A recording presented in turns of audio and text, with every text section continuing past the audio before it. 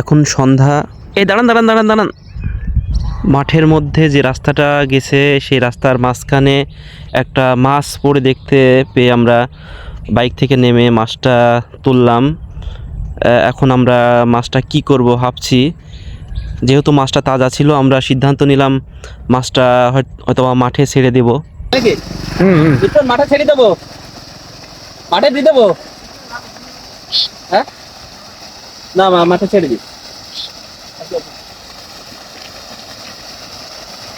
শোল মাছ দেখেন, অনেক বড় শোল, অনেক বড় শোল।